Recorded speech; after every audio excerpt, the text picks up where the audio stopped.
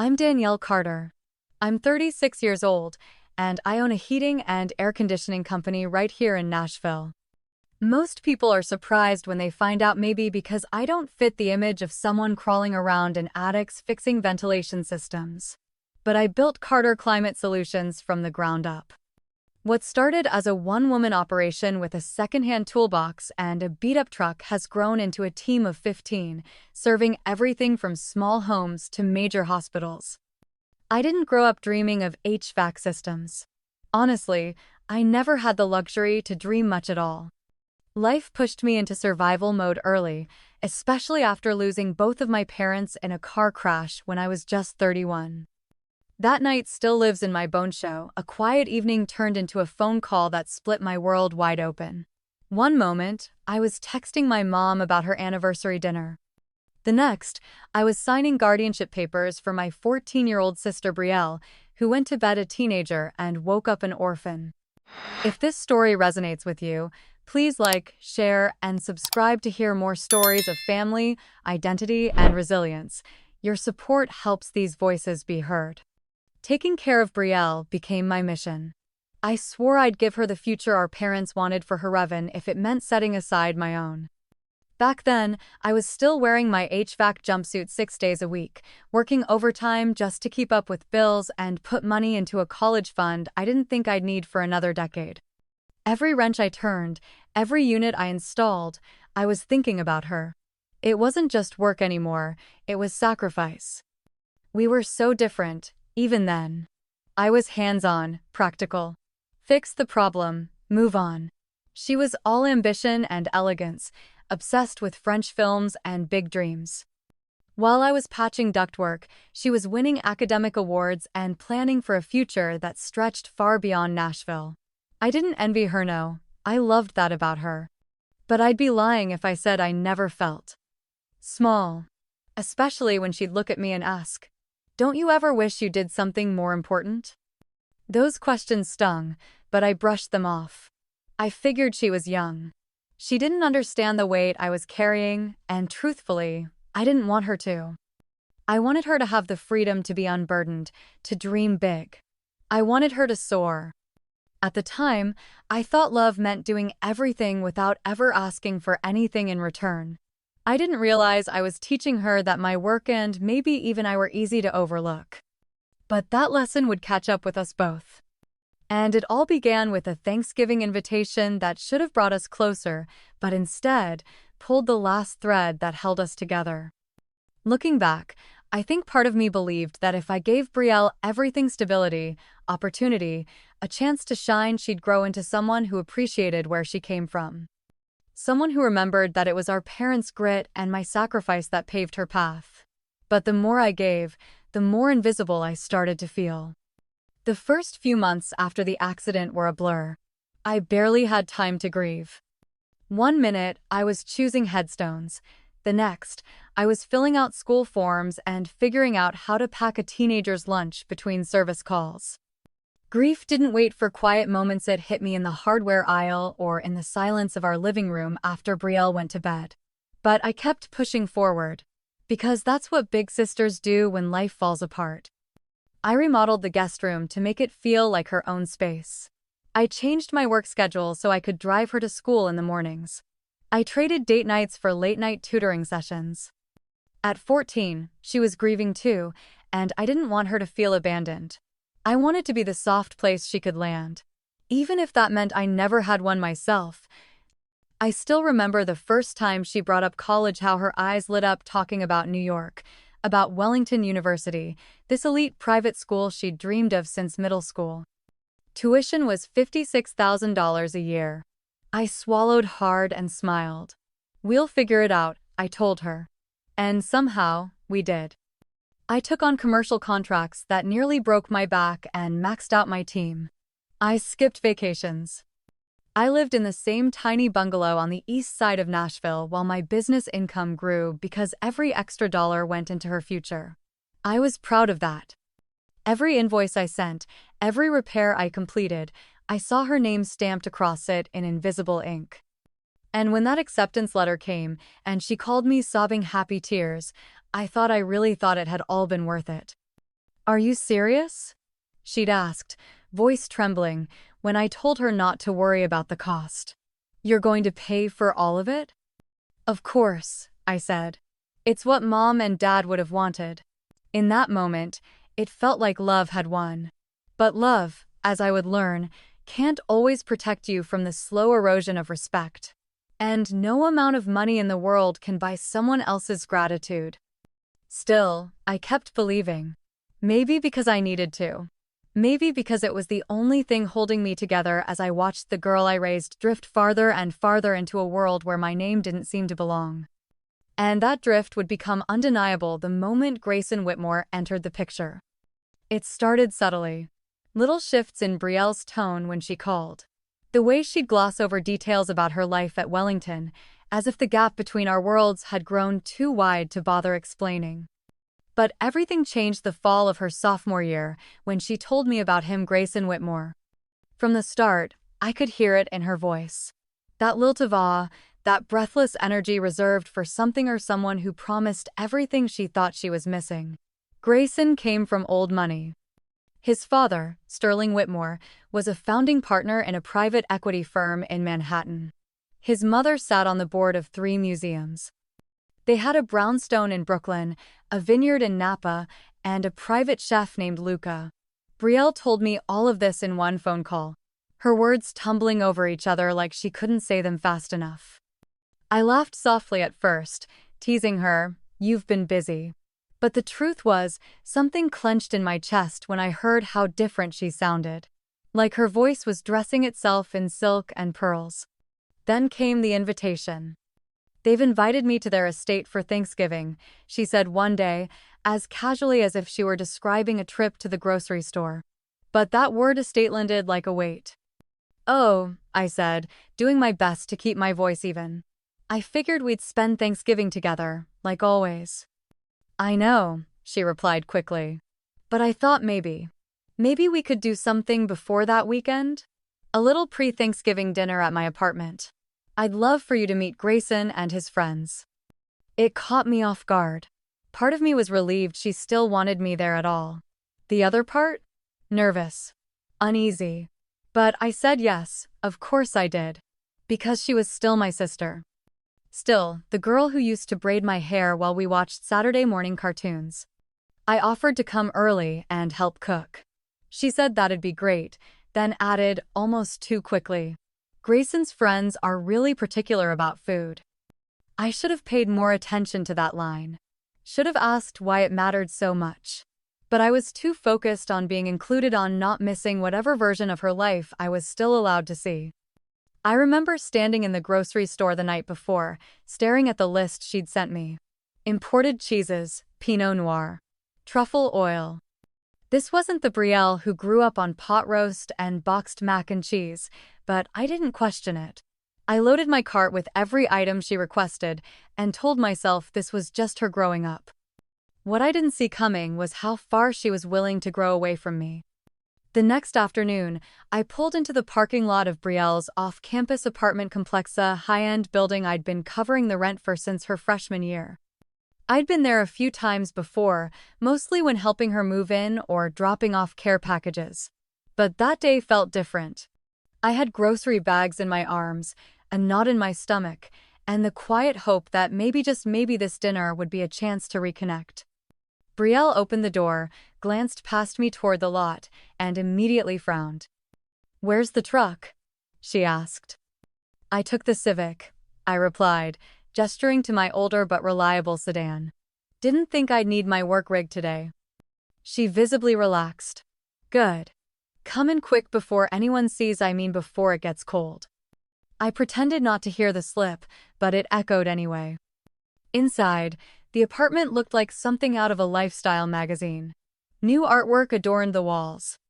There were fresh-cut lilies in a glass vase on the table, wine chilling in a marble bucket, and plates that definitely weren't from Target. I set the bags down, taking it all in. "This looks amazing," I said softly.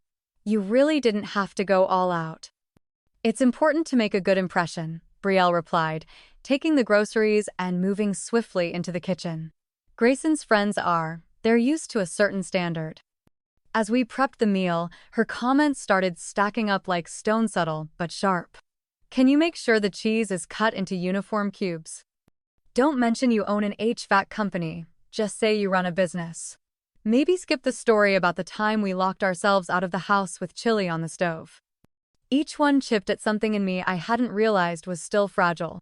I'm not going to lie about my work, Brielle, I said quietly as I prepped the sweet potatoes.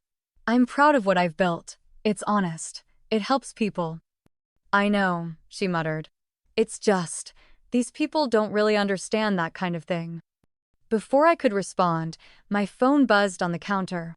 It was the office. I excused myself to take the call.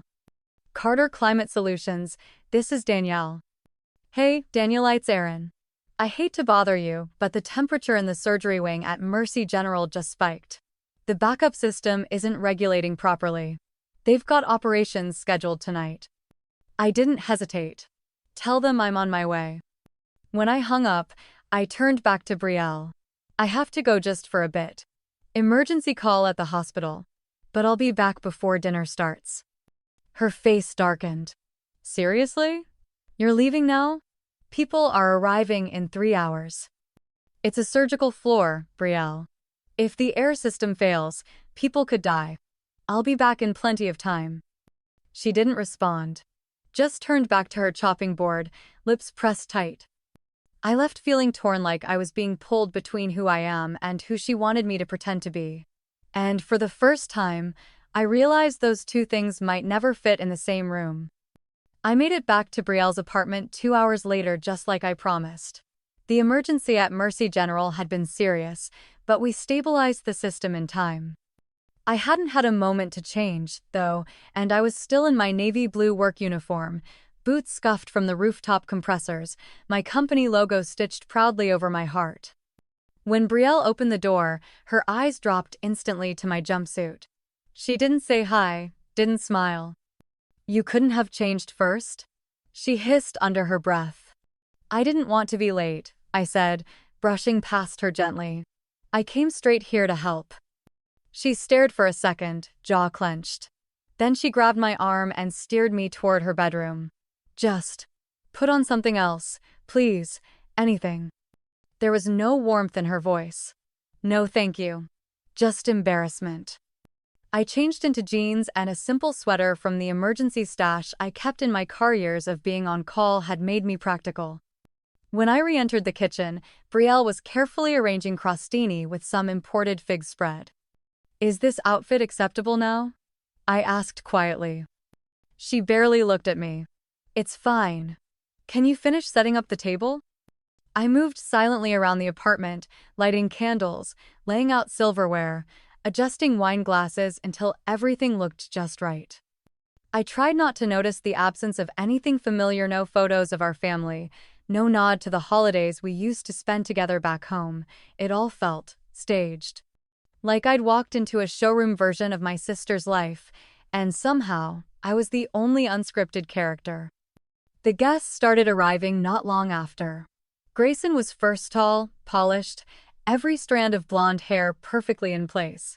He gave Brielle a quick kiss on the cheek and offered me a distant nod. Danielle, right? He asked. Like we hadn't already met over Zoom 3 times for her tuition transfers. Good to see you again, I replied, extending a hand he hesitated before shaking.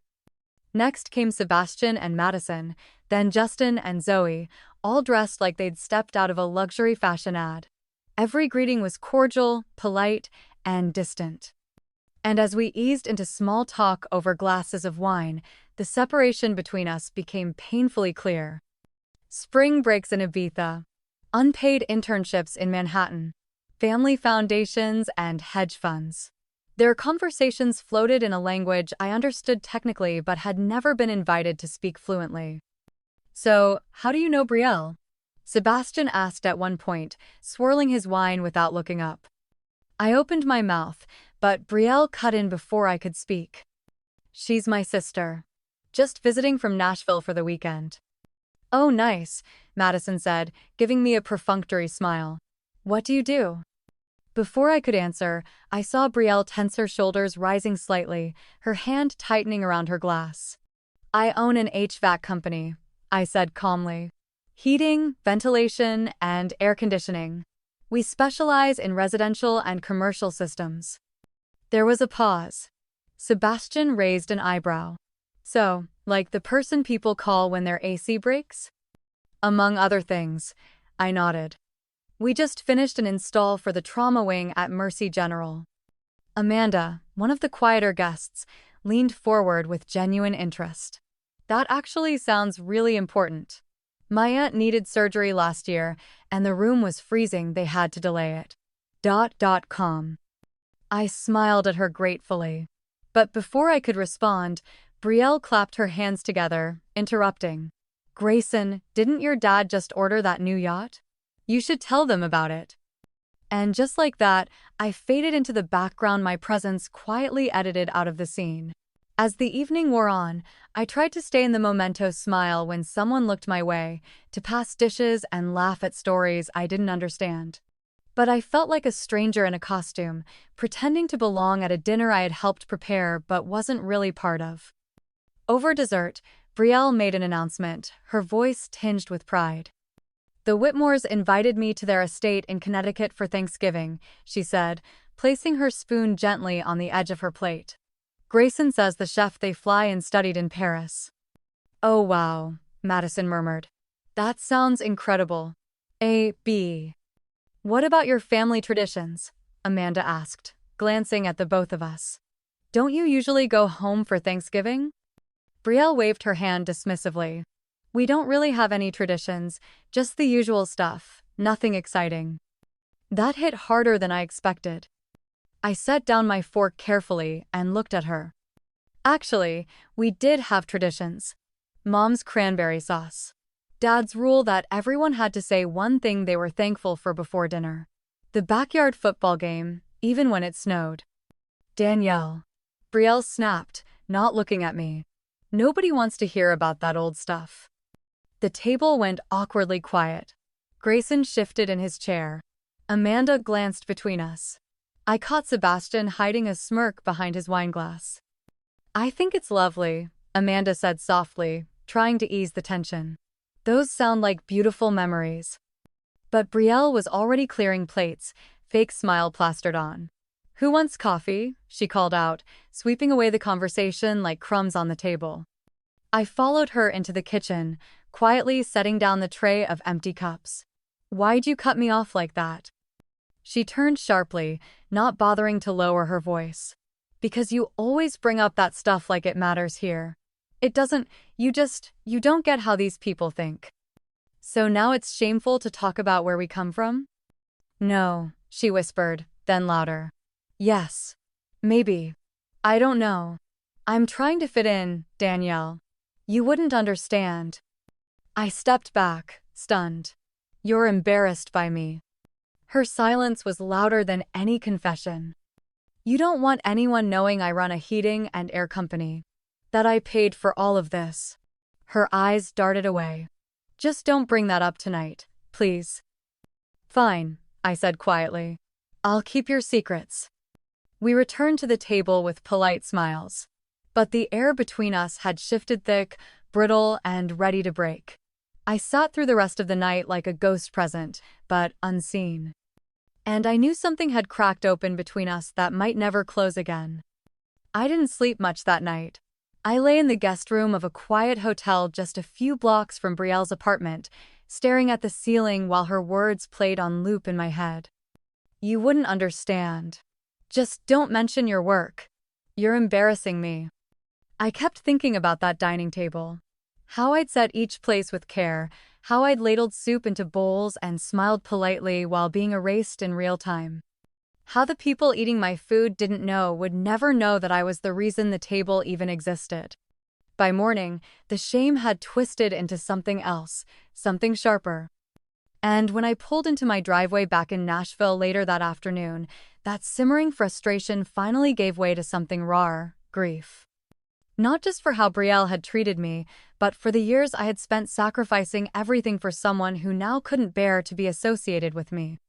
I sent a quick text to Monica. Can you come over tonight? I need to talk. She arrived an hour later with Thai takeout and a bottle of Pinot Noir. As we sat on the couch, I told her everything, every word Brielle said, every sideways glance, every moment I was made to feel small in a room I had helped build. She said, "You're just an AC tech?" Monica repeated, mouth falling open. "After everything you've done for her?" I nodded. She didn't even try to hide it. "That's not ungrateful, that's cruel." I sank deeper into the couch cushions.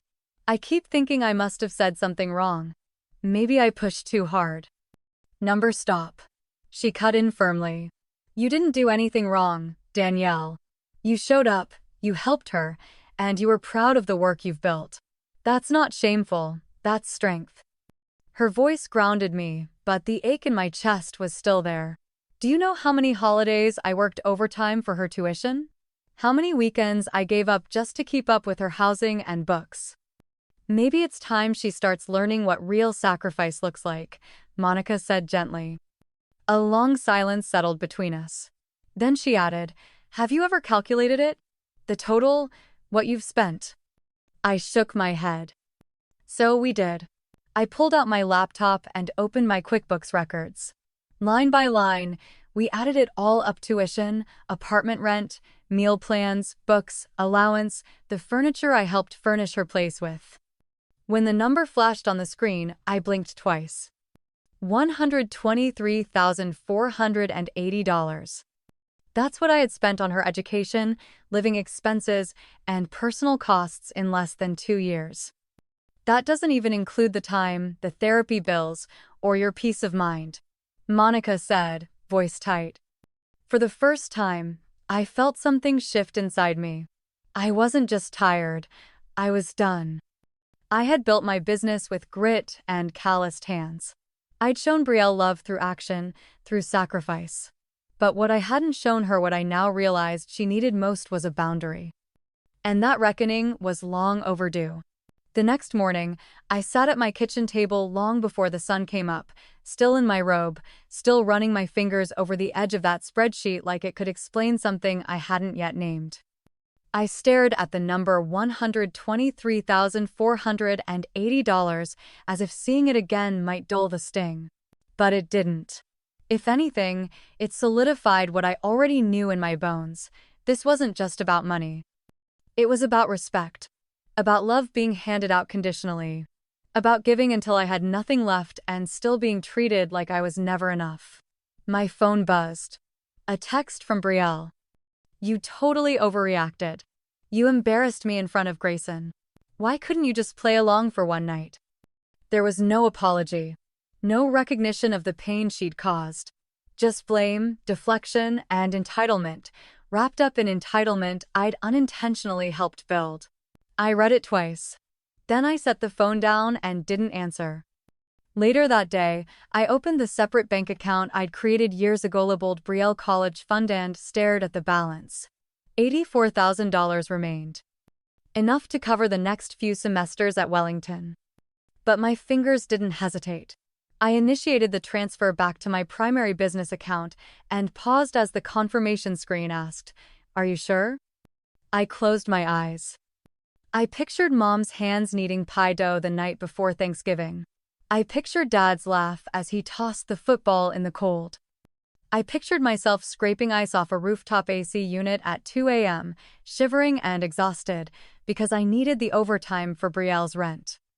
"Yes," I whispered. "I'm sure." I clicked confirm. It wasn't an act of revenge. It was a moment of clarity. For the first time since becoming her guardian, I wasn't trying to protect her. I was allowing her to stand on her own, even if that meant she'd stumble. She needed to feel what it was like to rely on herself instead of me. And I needed to stop holding my breath for the gratitude that never came. That night, I sat on my porch with a cup of tea, wrapped in my father's old flannel jacket, and wrote in the same leather journal I'd kept since the day we lost them. "Mom, Dad, I've tried so hard to live up to the promise I made, but I can't keep funding someone who's ashamed of the very life that made her dreams possible. I hope you understand. I hope one day she will too." And with that, I closed the bookend. For the first time in years, I didn't feel guilty. I felt free. 3 days passed in near silence. No calls, no texts, no passive-aggressive voice notes from Brielle asking if I was done sulking yet. Just nothing. At first, I kept checking my phone out of habit, expecting something dramatic, a guilt trip maybe, or a hollow apology wrapped in flattery. But when nothing came, I realized how much energy I had spent anticipating her needs, her moods, her approval. The quiet, as strange as it felt, gave me space to breathe. I buried myself in work. My team at Carter Climate Solutions had no idea what was going on beneath the surface, and I preferred it that way. We were onboarding a new contract with a local tech firm, and I focused all my energy into training, quotes, and system diagrams because when my hands were busy, my heart didn't ache as loudly. Then, on a rainy Thursday afternoon, it came. An automated email from Wellington's finance office. Reminder: spring semester tuition payment of $28,000 due in 7 days. No record of payment has been received. It was addressed to me. Of course it was. I stared at the screen, the polite tone of the message almost mocking. The school still assumed I'd be paying. That I'd swoop in at the last moment like I always did. But not this time. I didn't call Brielle. I didn't forward the message. I didn't even warn her. I let the email sit in her inbox like a storm cloud she didn't yet know was gathering. Later that night, I found myself scrolling through her social media feed, something I hadn't done in weeks. The newest photo stopped me cold. She was at the Whitmore estate, sitting at a table set with crystal and silver, flanked by Grayson's parents. Her caption read, "Grateful to spend the holiday with people who truly understand ambition and class. Number family is what you make it." I blinked. Real family. It wasn't subtle. It was a message loud, pointed, and public. I closed the app without reacting. Let her post whatever image she needed to preserve. But the words didn't just sting, they confirmed something deeper. Brielle didn't just want distances, she wanted to rewrite the story entirely, to erase where she came from. That night, I sat on my porch again, the wind colder than before, and let the silence settle around me. I wasn't angry. I was done. And I was finally okay with that. Whatever came next, whatever reaction or reckoning would follow, I knew one thing with absolute certainty. She was going to feel the weight of her choices. And for once, I wasn't going to cushion the fall. The call came exactly 1 week later. I was in the middle of reviewing specs for a rooftop unit at a new commercial build when Aaron buzzed through the intercom. "Danielle, your sister's online too. She sounds upset." I didn't hesitate. I pressed the blinking button, took a deep breath, and answered. "Hey, Brielle." "What the hell, Danielle?" Her voice was shrill, barely controlled. "I just got an email from the university. They said my tuition hasn't been paid, and I'm going to be dropped from my classes in 3 days. What's going on?" I leaned back in my chair, keeping my voice calm. "I decided not to pay it." Silence. For a beat, 2 beats, then the eruption. "You decided? Are you kidding me? You can't just decide that.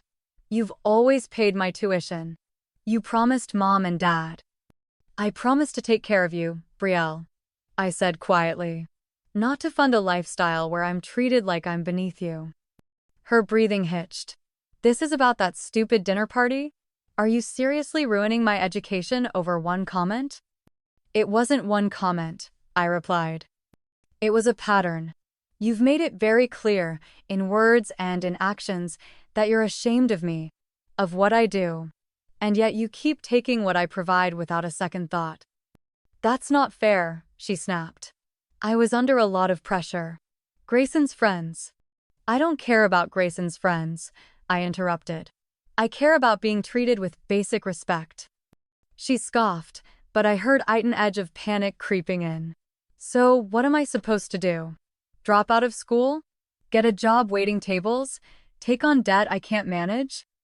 "Brielle, you have options," I said. "You can apply for financial aid. You can take out student loans. You can work part-time like most college students. or transfer to a more affordable school. But I'm not your safety net anymore. Not like this. You're punishing me, she said bitterly. You're being vindictive. No, I said, my voice even. I'm setting a boundary. That's different. There was a long pause on her end. Then, quieter. Fine. I'll talk to Grayson. Maybe his parents can help, since you clearly won't. The line went dead before I could respond. I sat there for a moment, phone still in hand, heart thudding but steady. It wasn't the blow-up that surprised me. It was how composed I felt afterward. There was sadness, yes, but not regret. For years, I had given Brielle everything I had. And now, for the first time, I had chosen to give her something more powerful than a check. Consequence. And whether she liked it or not, it was already starting to reshape the story. 2 days later, Brielle showed up at my front door unannounced. It was a gray Saturday morning, the kind where the Nashville sky couldn't decide whether to rain or just hover, heavy and silent. I was still in leggings and a hoodie, sipping my second cup of coffee, when I heard the doorbell. I opened it to find her standing there, no suitcase, no umbrella, no smile. Her eyes were red-rimmed, and her perfectly styled hair had been pulled into a loose, hurried ponytail. It was the first time in years she looked uncurated. Grayson broke up with me, she said without even a hello. Her voice was raw, flat. I stepped aside, and she walked in like she used to without permission, without hesitation, but this time, she dropped onto the couch like a person untethered. I sat across from her. I'm sorry to hear that. She laughed, but it was brittle. Are you? I didn't want you to get hurt, I said honestly. But I couldn't keep letting you hurt me either. She wiped at her face roughly. I told him I couldn't afford tuition anymore. That you stopped paying. And suddenly, he said he wasn't ready for anything serious and thought we should take a step back. She let out a humorless laugh. The timing was incredible. Did you ask his parents for help? I asked gently. Her jaw clenched. Yeah. His dad said I should look into scholarship programs for students with resilience, and his mom offered to help me apply for a waitressing job at their country club. I didn't say I told you so. I didn't need to. I know what you're thinking, she said after a moment. That I deserve this. No, I said quietly. Not deserve. But maybe. Need. A wake-up call. She stood abruptly and paced. You think cutting me off was some big lesson, like I'm a spoiled child? Do you have any idea how humiliating it was to have to tell everyone that I don't know how I'm going to stay in school? I know how humiliating it felt when my own sister introduced me as someone she was trying to hide. I replied, the words sharp but even. I know how it feels to be reduced to a job title after I built my life from scratch. Brielle stopped pacing. She looked at me then not with anger, but with something closer to vulnerability. What do you want from me, Danielle? I took a deep breath. I want honesty, accountability, and maybe, eventually, a relationship that isn't built on guilt or money. She sat down again, quieter this time. So, you're not going to help me at all? I'm not going to fund your contempt, I said softly. That's different from abandoning you. She didn't respond, just stared at the floor. We sat in silence for a long time, the weight of our fractured connection pressing between us. Then, just as suddenly as she arrived, Brielle stood, grabbed her coat, and walked toward the door. I didn't stop her. I didn't chase her. Because this time, she wasn't walking away from me. She was walking straight into herself. The calls started 2 days later, not from Brielle, but from people I hadn't heard from in years. First, it was Margaret and William, old family friends who had stayed loosely in touch after my parents passed. I hadn't realized Brielle still spoke to them. Apparently, she did. Danielle, honey, Margaret said gently over the phone. Brielle called us. She's devastated. She said you've cut her off completely, and she might have to leave school. I closed my eyes and counted to 3 before responding. That's not the full story, Margaret. I didn't cut her off. I stopped enabling her disrespect. There was a long pause. Well, I'm sure she didn't mean what she said. Young people say things when they're under stress. You know how she's always been dramatic. Margaret, I said, keeping my voice steady. She called me just an AC tech in front of a room full of strangers. She's ashamed of who I am, but not ashamed to live off what I've worked for. She's still young, Margaret insisted. You know your parents would want her to finish college. My parents would want her to learn respect, I countered. They raised us better than this. William was less delicate when he called later that evening. Danielle, I'm going to be blunt, he began. Whatever disagreement you're having with your sister, using her education as leverage isn't right. She's your responsibility. She's 19, William, I said calmly. An adult, capable of learning from consequences. So you're just going to let her drop out, ruin her future? No, I replied. She has options loans, jobs, scholarships, a less expensive school. I'm just not one of those options anymore. He sighed loudly, clearly frustrated. You know that's not what your parents would have wanted. I felt something tighten in my chest, but I didn't back down. My parents would have wanted her to grow into someone who didn't look down on others. Someone who stood on her own 2 feet, not someone who weaponized guilt to get what she wanted. After I hung up, the doubt started to creep in. Was I being too harsh? Was I letting pride get in the way of compassion? I called Monica that night. She didn't hesitate. You're doing the right thing, she said. Brielle needs this. You've given her everything, and now it's time to give her the gift of reality. But what if she really does have to leave Wellington? Then maybe that's not the worst thing, Monica said. Maybe it's exactly what she needs. Her words stayed with me. I didn't want to see Brielle struggle. But I finally understood something I'd ignored for years. Helping someone isn't always about shielding them from pain. Sometimes, it's about trusting them to walk through and come out stronger on the other side. A few days passed, and for the first time in weeks, things started to quiet down again. No more guilt-laced phone calls, no more passive-aggressive texts, just silence. Then, one afternoon, my office phone rang. Danielle Carter speaking. The voice on the other end was unfamiliar but kind. Hi, Miss Carter. This is Professor Lennox from Wellington University. I'm Brielle's academic advisor. I sat up straighter. Is everything okay? I hope you don't mind me reaching out, she said. Brielle gave me your number. She mentioned your family was going through a challenging time. I wanted to speak with you not about finances, but to let you know something. I braced myself, unsure of what would follow. She's really trying, Professor Lennox said gently. Brielle's applied for every scholarship and emergency fund available. She's also taken a job at the campus library and is looking for part-time work in town. We're doing what we can, but I just thought you should know she hasn't given up. I didn't expect the lump in my throat, or the sudden ache in my chest. Thank you, I managed. I appreciate you telling me. After I hung up, I sat there for a moment in stunned stillness. She was trying. Maybe it wasn't much. Maybe it was late, but it was real. Later that evening, my phone buzzed with a text. Brielle. Got a job at the library. Only pays minimum wage, but it's something. Also applied for scholarships. I'm figuring it out. No emojis. No manipulation, just facts. I stared at the message for a long time before replying. Me. Proud of you. Keep going. No lecture. No guilt. Just truth. The next day, another message arrived. Brielle.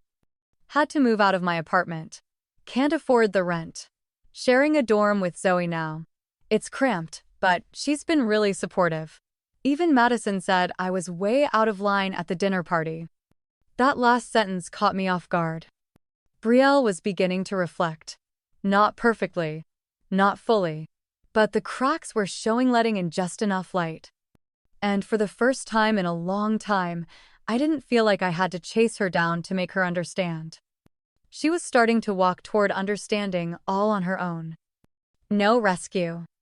No check. Just space and the grace to grow inside it. 2 weeks later, Aaron buzzed through the intercom again. "Danielle, your sister's here." I blinked, caught off guard. "She's here? At the office?" Standing in reception, looks nervous. I got up slowly, unsure what version of Brielle I'd be facing this time. When I opened the door to the front office, there she was wearing jeans, sneakers, a simple gray sweater, and no makeup. She looked younger, smaller somehow, like someone who'd shed a heavy layer of armor. "I hope it's okay I stopped by," she said, her voice tentative. "I was curious. I've never actually seen where you work." "Come in," I said, gesturing toward my office.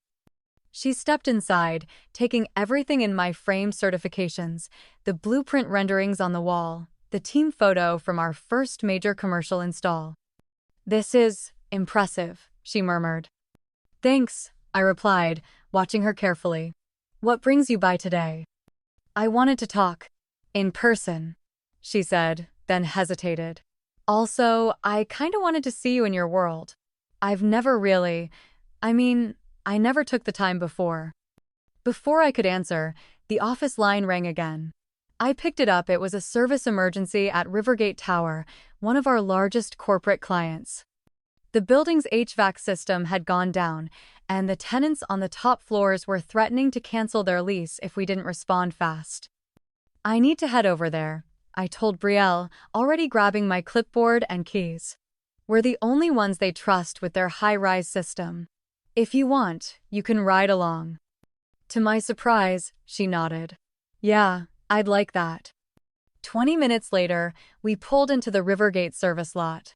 My crew was already there, assessing the rooftop system. I introduced Brielle briefly before diving in, reviewing error codes, delegating tasks, crawling into tight spaces to inspect the pressure valves firsthand. For the next hour, she stood off to the side, watching in silence. When we finally got the systems stabilized and cooling again, the property manager shook my hand with a relieved smile. "That's why we keep our contract with Carter Climate Solutions. You don't just fix problems, you own them." As we walked back to the truck, Brielle glanced sideways at me. "They really respect you," she said quietly. I shrugged. "They should. I built this from nothing." Back at the office, she followed me into the break room and sat down. "I owe you an apology," she said. "Not because I want anything, but because I've been awful to you. You built all this, and I couldn't even admit to my friends what you do. I was so caught up in trying to impress people who didn't actually care about me." I looked at her, letting the silence stretch long enough for her to sit in the truth. "I appreciate that," I said finally. "Because it was never about the money, Brielle. It was about feeling like I was never enough, no matter how much I gave." "I see that now," she whispered. "And I hate that it took losing everything to realize it." But the thing was, she hadn't lost everything. Not yet. And for the first time, I was beginning to think, maybe she wouldn't. We sat in my office for over an hour that day, no raised voices, no bitterness, just two women peeling back the layers between them. Brielle told me about the library job, how she spent hours at the front desk helping students check out textbooks, how the late-night quiet of the stacks gave her time to think. She talked about Zoe, her new roommate, and how sharing that tiny dorm room had oddly brought her more peace than the upscale apartment ever had. "I miss things I didn't think I would," she admitted. "Like Mom's cranberry sauce and the way Dad used to hum while setting the table." I tried to recreate those memories with Grayson's family, but it all felt fake. Polished, cold. Cold. I let her speak, let her unravel at her own pace. "I've been chasing some idea of what success looks like," she continued, "but now I'm starting to realize I don't even like the version of myself I became chasing it." It was the first time she'd said anything like that out loud. "I'm not asking you to pay for anything," she added quickly, "but I was wondering if I could have a second chance. Not financially, just as your sister." I took a long breath. Her eyes searched mine for judgment, for rescue, for resentment, but I gave her none of that. "I've missed my sister," I said quietly. I've missed you too, she replied, wiping the corner of her eye. And I'm trying. I really am. But Wellington is expensive. Even with scholarships, I can't afford the rest of it without burying myself in debt. I'm thinking about transferring to Tennessee State. Their business program is good and I could live in Nashville again, work part-time. That caught my attention. You'd really consider that? She nodded. It feels more grounded, more honest. We sat there in the stillness for a moment, just breathing. Then I spoke. I have a proposition, I said carefully. If you're willing to enroll at Tennessee State, I'll help cover your community college tuition. But there's one condition. Her eyes widened. Anything. You work part-time at Carter Climate. In the office. Admin, scheduling, learning the business. Not as charity. As contribution. A beat of silence. You'd hire me? Everyone deserves a second chance, I said. And you've got skills, you're smart, organized, and you've lived enough now to understand what hard work really means. She smiled small, grateful, humbled. I won't waste it. I'm counting on that. For the first time in years, I didn't feel like I was parenting her. I felt like I was meeting her for real for the very first time. 2 weeks later, Brielle officially moved back to Nashville. I picked her up from the airport myself, no designer luggage this time, just a duffel bag and a worn-out backpack that looked like it had seen more of real life than all her sorority trips combined. She looked tired, but different. Softer. Calmer. She started part-time at Carter Climate the following Monday. At first, Erin wasn't sure what to make of it. She'd heard every version of the little sister drama over the years, from late-night vent sessions to awkward holiday stories, but she watched Brielle closely, curious. To her credit, Brielle didn't flinch. She showed up early, asked questions, and took notes. She greeted every client with a smile, even the ones who barked over hold times. She learned how to schedule service calls, reorder air filters, and even how to file business taxes. By the end of the first week, Erin pulled me aside in the break room. She's got good instincts, she said, raising an eyebrow. And she doesn't complain about the coffee. I laughed. That's because she's still trying to win everyone over. Erin grinned. Well, it's working. That Friday, I caught Brielle in my office after hours, sorting through old invoices. You don't have to stay late, I told her. Go home, it's Friday. She looked up, slightly startled. I wanted to finish these. They're from last quarter, and the formatting's all over the place. I walked in, leaned against the desk. You're doing well. I know this isn't what you pictured for yourself. She shook her head. But it's what I needed. There was something else in her voice, peace, maybe. Or humility. I've learned more about responsibility in 2 weeks here than in 2 years of college, she admitted. You run everything: people's paychecks, clients' emergencies, entire systems that keep buildings functioning. And no one claps for you. There's no gold star, no applause, but you do it anyway. That's life, Brielle, I said softly. The real kind. She smiled, then bit her lip. I used to think you were small. Staying in Nashville, running a blue-collar business. But now? You're the most grounded person I know. Ah. That one sentence felt like a redemption arc. Not for her, but for me. For all the times I questioned my own worth. For every moment I wondered if my sweat, my dirt under the fingernails kind of work would ever be enough. And now, here she was, finally seeing it. Not through the lens of status, but through the eyes of someone who had finally learned what it meant to stand up and grow up. A few days after that moment in the office, something unexpected happened. My parents called. Not a voicemail. Not a text. An actual call. It was Mom first. Her voice was shaky, polite in that overly careful way that made my guard shoot up. Hi, honey. Your father and I were hoping we could come by, maybe dinner? I paused. Dinner? Yes, she said quickly. We'd like to talk. Not about money, just talk. I told her I'd think about it, And then I hung up and sat in silence, staring at the floor, unsure if I felt more irritated or suspicious. When I told Brielle, she looked surprised, but not defensive. "They've been watching," she said quietly. "They asked me how I was managing. I didn't say much, just that I'm working and learning a lot." She didn't ask me to invite them. She didn't push. That alone felt like growth. 2 days later, I called them back and set a date. The following Sunday, I cooked a simple dinner: roast chicken, vegetables, mashed potatoes. Nothing extravagant, but something warm, something rooted. Comfort food. When they arrived, they looked smaller somehow. Or maybe it was just that I had grown. Dad barely made it through the doorway before clearing his throat. "Place looks good, Danielle. You've done well for yourself." I nodded but said nothing. I needed to hear more than just surface compliments. We sat at the table. They asked questions. About the business. About Brielle's work. About how I kept things running during the worst of the winter storms. They listened. Really listened. Then, after dessert, Mom looked across the table and said softly, "We made mistakes. A lot of them. Especially with you. We didn't see your strength because it didn't look like ours. And we let that blind us." I didn't cry. I didn't rush to forgive. I just breathed it in. Let it settle. Dad added, "We thought helping Brielle meant giving her more. Turns out, it just left her with less." Brielle looked down, her fingers fidgeting in her lap.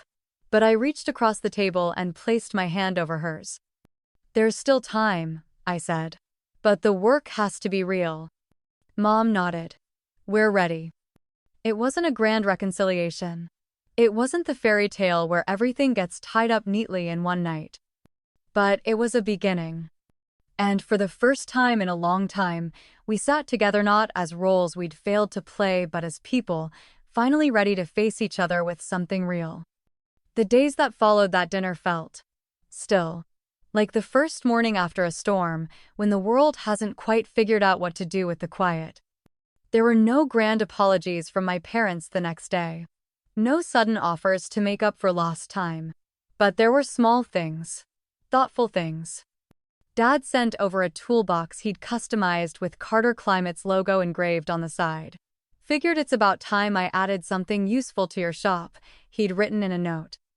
Mom dropped off a batch of homemade cinnamon rolls on a Monday morning still warm, with the glaze dripping down the edges just like I remembered from childhood. No explanation, no big gesture.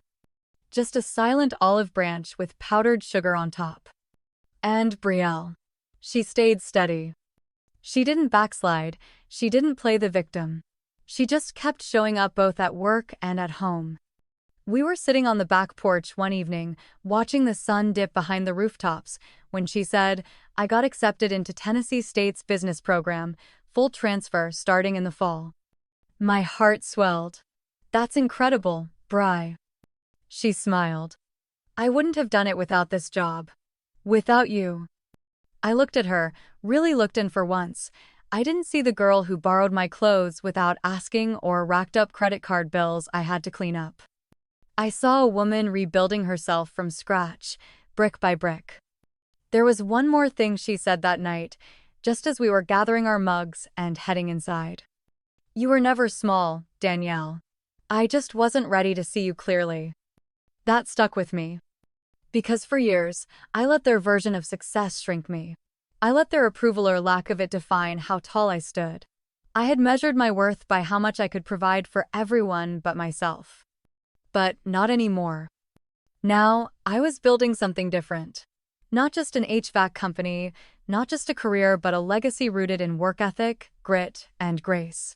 One that didn't need applause or validation. One that could stand firm even in silence.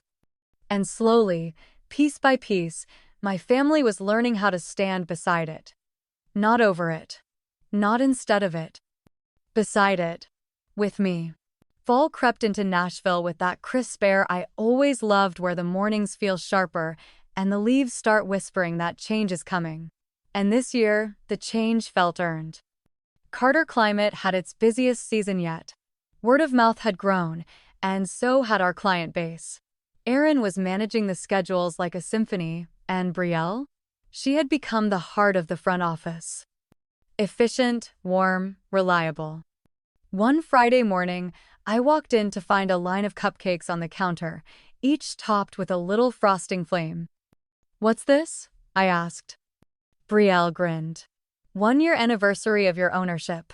Erin and I planned a little surprise. There's a cake in the back, too. You've kept this business alive, Danielle and thriving." I blinked fast, overwhelmed by the gesture. I hadn't even marked the date on my own calendar. Too busy doing, building, holding it all together. Later that afternoon, after the celebration quieted down and everyone got back to work, Brielle knocked on my door. "Got a minute?" she asked. "Of course." She stepped in, holding an envelope. "This is from me." Well, from my first real paycheck that had extra hours on it. I opened it carefully. Inside was a handwritten note and a small check. "I want to contribute to the tools we ordered last month," she said. "I know you covered it, but I want to give something back, even if it's small." I stared at her. This was the same girl who once maxed out my credit card on concert tickets and shoes she never wore. And here she was now, voluntarily handing me a check from her own earned wages with pride in her eyes, not shame. I stood up and pulled her into a hug. "Thank you, Brie. This means more than you know." She stepped back, smiling. "I know we've got a long way to go still, but I feel like I've finally found my footing, and I want to build something real like you did." The truth is, I never wanted her to become me. I just wanted her to become someone she could be proud of. And in that moment, I realized she was well on her way, not because of me, but because of who she chose to become when no one else was watching. We'd both grown, not out of each other's shadows but into something stronger, something steady. And we weren't done yet. Winter came early that year. Nashville wore a quiet hush of frost, and Carter climate was busier than ever. But somehow, amidst the chaos of repairs and service calls, I found peace. Real peace. Not the kind that comes from pretending everything's fine. The kind that grows slowly after years of being overlooked, undervalued, misunderstood, and choosing to rise anyway. Looking back, I see now that the deepest betrayal wasn't my family's favoritism. It wasn't even the years I spent cleaning up Brielle's messes. It was the lie I told myself, that their approval was the only proof I mattered. But the truth? My worth never needed their permission. I kept this business alive during its worst season. I paid off the debts, trained new staff, faced rejection, and turned it into something respected. I didn't do that because someone handed me a roadmap or gave me a leg up. I did it because I refused to let my story end in bitterness. I still carry scars. Of course I do. But they don't define me anymore. They remind me I survived and that I built something solid from what others tried to discard. Brielle is rebuilding too. She's not perfect, and neither am I. But for the first time in years, we're walking alongside each other, not in competition, not in guilt, but in growth. My parents? They're learning. Slowly. And I've learned to let them come to their own reckoning without holding it hostage over my future. So if you're listening to this and feeling like the invisible one in your own family, if you've ever questioned your place at the table because others made you feel small, please hear me. You are not small. You are building something, maybe quietly, maybe imperfectly, but it's yours, and that matters. You don't need to prove your worth to people who refuse to see it. Build anyway, heal anyway, succeed anyway. And when they finally look up and realize what you've built, let them. But don't build for them. Build for you.